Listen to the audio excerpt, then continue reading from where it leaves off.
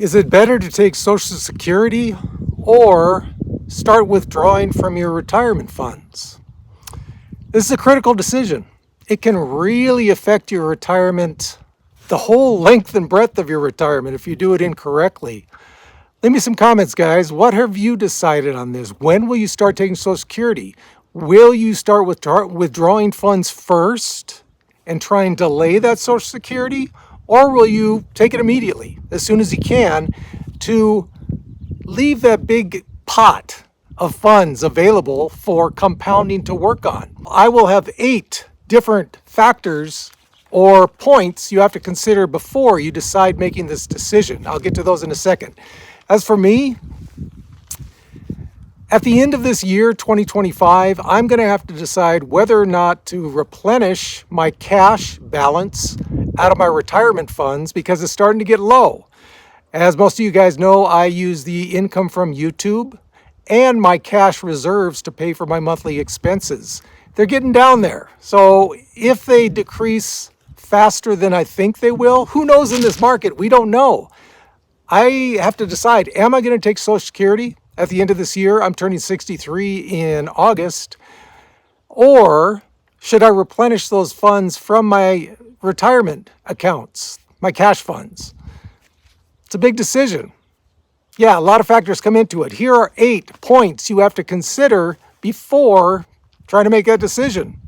First of all, if you guys are seeing me for the first time, my name is Duane, and this is a retirement channel for retiring on moderate income and how to optimize that moderate income retirement. If that's something you think you might enjoy, think about subscribing and like the video as well. So here's number 1 of 8 points for you to consider before making this decision. Number 1, some say you can use retirement funds as a bridge until you reach Social Security age. Okay, if you're not bringing in any income, like side hustle, part-time job, whatever you want to call it, that's a strategy. That is a strategy. You know, if your strategy is to put off Social Security as long as possible, because each year you put it off, you get a 7 or 8% raise in what you're going to get the next year. That's a big chunk of change, or it can be. How much are you going to rely on Social Security? If you're going to use it as a bridge until then, if you're retiring early, let's say you retire at 55, that's going to be a pretty long bridge, right? You're going to deplete a significant amount of assets until, even if you want to take it to 62. So obviously, these are things you got to think way ahead of retirement time. Number 2, if you access your 401k at 59 and a half or before, and if you do it before, you will have early withdrawal penalties, this will lower the amount you'll receive from Social Security. So if you retire early, as I'm sure most of you know, most of those in the fire community, they really don't take Social Security into account when they're planning for retirement. Yes, it'll be there. If you retire really early, how much of it is going to be there? Not much, right? So that's why they don't really take it into account that much. It will be there, but just know that each year that you don't work, that is not going to increase your Social Security amount that you'll get at the earliest 62. It's a big decision that you have to know, especially if you're going to retire early. Hey, I can't count on Social Security. So, but some people, that's their strategy. They will use it as a bridge. And also they will just start withdrawing from their retirement funds as soon as they retire. Number 3, is it worth it to delay your Social Security payments as long as you can?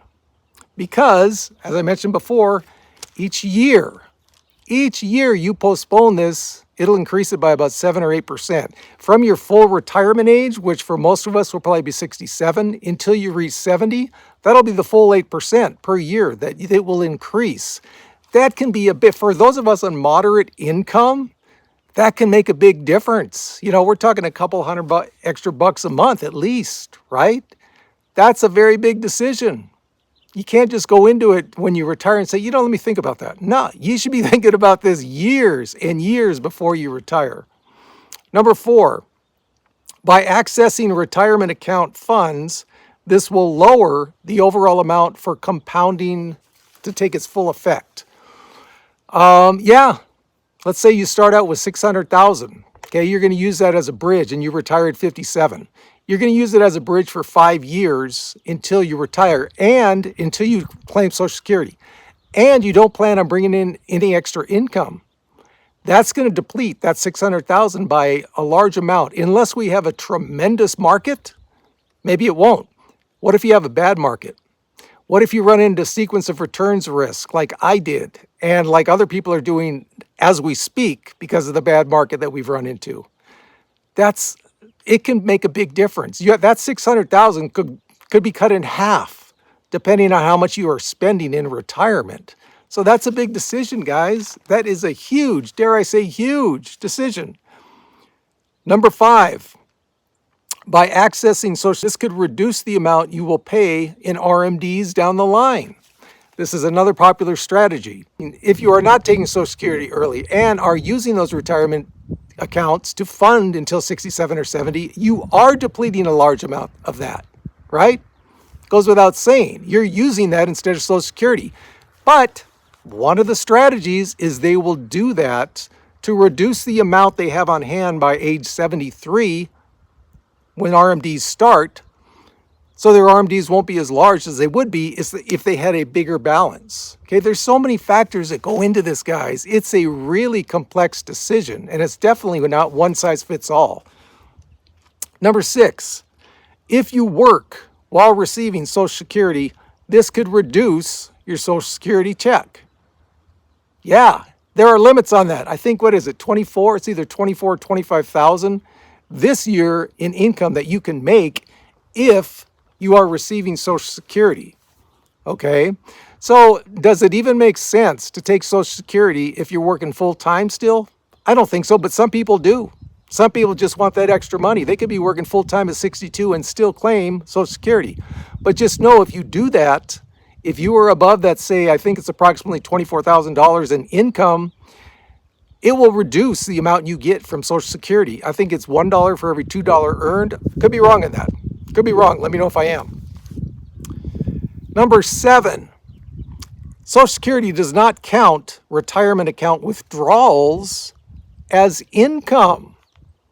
That's good to know. Okay, within that 24,000 you can earn. If you take 24,000 out of your retirement account, that's not counted toward that 24,000 in income by Social Security. Okay, it is still counted as regular income, and you will be taxed on it, of course. But it's another consideration. You know, if you want to take out $20,000 a year in your retirement accounts and Social Security, good for you. It's another strategy. Guys, there are so many different strategies on this. Should I do this? Shouldn't I not do that? Okay, I'm going to use my retirement account until I'm 64. Then I'll start taking Social Security. Another person could say, I'm going to wait till 70. It's all over the place. And in my case, as I've talked about at the beginning of this video, I got to decide. Well, I don't have to decide, but if things keep going the way they have been, I'm probably going to need to make a decision by the end of this year. Should I replenish my cash reserves from my retirement account? Or, and again, if you're taking money out of your accounts in a bad market, that just compounds your loss right there, right? That actualizes your loss. Or should I take Social Security? And number 8, retirement account withdrawals income can affect taxation levels on your Social Security benefits, okay? Even though they don't count as income, all right, it still can affect the taxation part of your Social Security benefits. Taxation, that's a whole nother issue on Social Security that I don't have time to get into.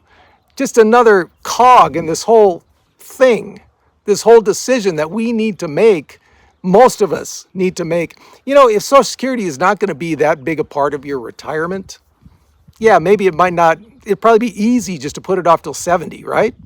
But if it is going to be a significant part of your retirement going forward, man, this is stuff you have to plan out way ahead of time.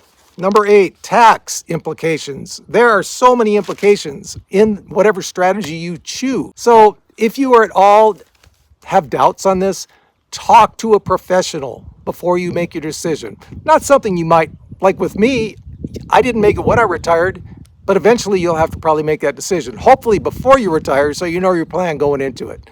There you go, guys. And as always, from the lovely sun almost down high desert, we got this.